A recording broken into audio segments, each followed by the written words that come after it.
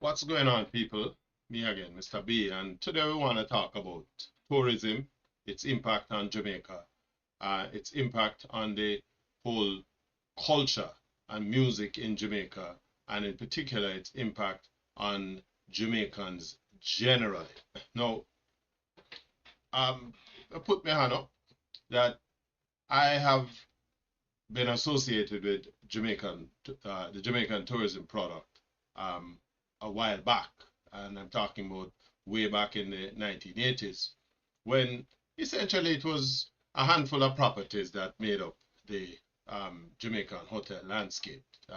We've come a long way since then, more than 40 years, and one would expect that with the passage of time, a lot of the the improvements that would have been anticipated would have gotten to the point where where the country is not having to go with a magnifying glass or a searchlight to see the benefits of tourism to Jamaica. Now, again, during this period that I'm talking about, um, the 1980s, the early 1980s, all the way down to the middle of the 1990s. Um, One of the things that struck was that the Jamaican music and the culture itself was one of the biggest drawing cards for visitors to Jamaica. And I'm not just talking about white American tourists, but for Jamaicans in the diaspora as well, who never missed an opportunity to come into Jamaica for holidays. And so over that period, the combination of returning diasporans and white American, North American, and European tourists were coming into Jamaica to experience the culture. Of course, the late great Honorable Robert Nesta Marley would have been highly successful by that time to have taken the music around the world. And of course, the according to the tourist board statistics at the time, more than 50% of the tourists who were visiting were actually coming to Jamaica for a taste of the culture. Those numbers have not been any different substantially. People come to Jamaica because they want to experience the culture, the food, the people, etc. But what is it that we are given? I listened to an interview um, recently where Dr. Lakin Samad was interviewing the late Karen Smith, who, and they were talking about the absence of Jamaican entertainment within the Jamaican hotels.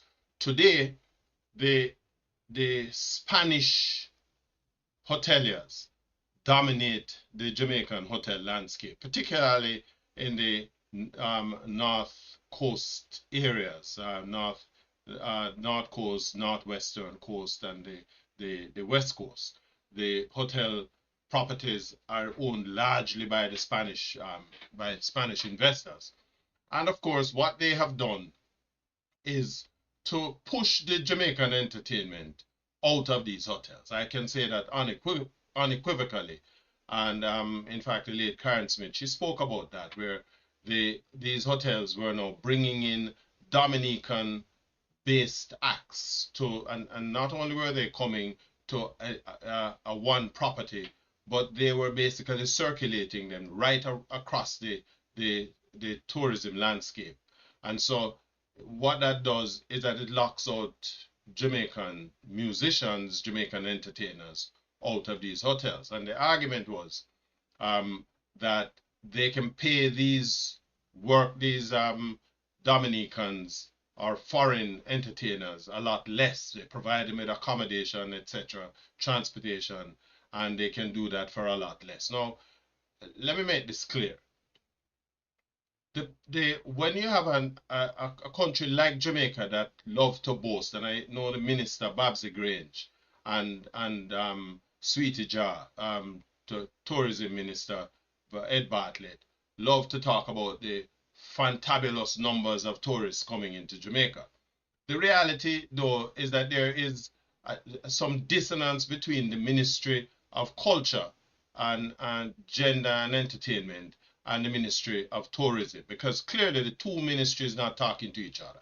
One would believe that if culture and music is such an integral part of the Jamaican landscape, that there would be some nexus between the two. There's some connection. Now, you can't go into islands like Barbados and Antigua as an investor and lock out the locals from participating in the tourism product. We only seem to be able to do that in Jamaica. And the reason why we do it, and I'm going to say it, whether people like it or not, is that the people we have elected and put into these positions as government ministers and government officers, they're not doing this for the benefit of the Jamaican people. Yes, it is great to talk about Jamaica being on track to welcome some 4.3 or 4.5 million visitors by the end of 2024, and that we are going to be generating some 4.6 billion US dollars of revenues. But our revenue, 80% of that revenue never comes into Jamaica. So we, essentially what we're doing is we've set up a calaban to catch birds that are of no benefit to the nation. People come here and then put in them investment, and there are no rules of engagement. There are no rules that are set to ensure that while you are making your money, that the country as a whole is benefiting to its broader sense. We're seeing a wave of industrial action now taking place across the Jamaican hotel landscape. And it is for the same reason, because these hoteliers, they're not paying the workers properly. Most of the hotels are not employing the correct ratio of staff to the rooms that they have. And so the quality of the product that they're offering is also dissipating.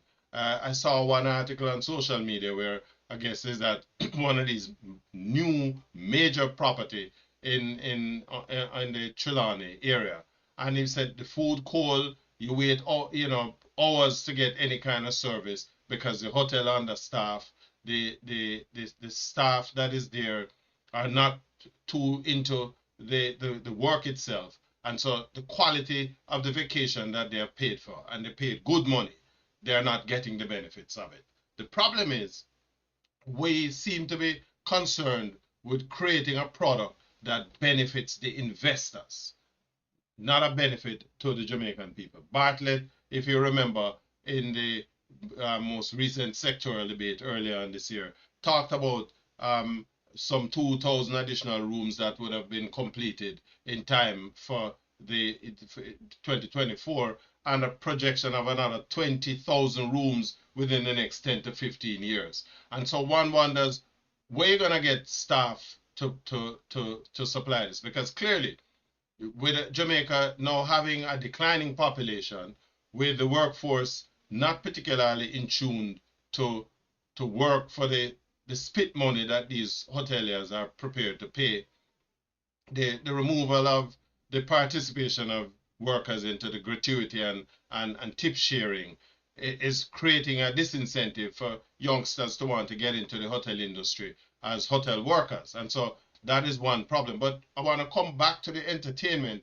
Back in the day, it would have been a big thing for, you go to, in my time, the Americana or hotel Intercontinental Ocherios, Mallards Beach Hotel, you go to Rosal Intercontinental, and you're seeing big Jamaican acts, right?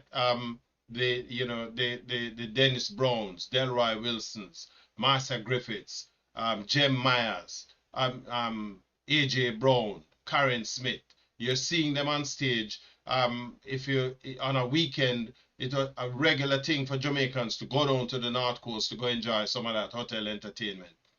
That is not the case anymore, because these entertainers can't participate because, one, the hotels are not prepared to pay them at the rates that they are accustomed, that them can make a decent living of them talent and skill. And so what is tourism as a major product in Jamaica when we as Jamaicans and the Jamaicans who are the salt of the development of the island's culture and music are unable to ply their trade within these hotels? How do we as a country provide work permits for entertainers to come into Jamaica and to basically displace Jamaican entertainers, right? The Ministry of Culture, where you do it, I'm not suggesting that government must get into the business of providing entertainment, but at the very least provide the blueprint through which locals can develop operations that can be competitive. And at the same time, you create situations where before you can bring somebody in to provide a service that can be provided by a Jamaican, you have to prove that it is not available.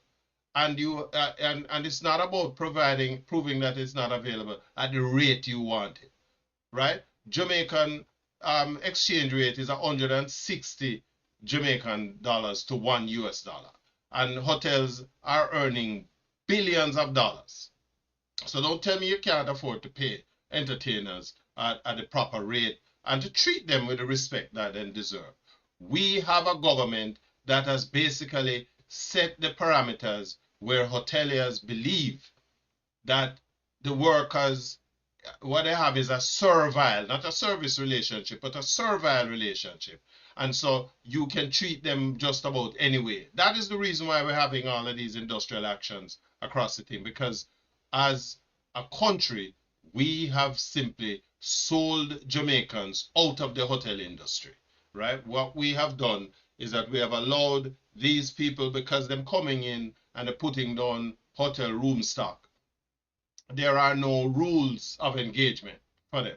We are afraid to say to them, you have to hire at a certain percentage Jamaicans in management, in different areas. The Jamaican entertainment has to be primary entertainment offerings. People coming to Jamaica and them coming to hear Jamaican music. Not some people are singing a Spanish and a dance or them half naked self and run up and up on stage. But people come here to listen to come back to the place where the music began. Jamaica contributed 8 genres of music to the world.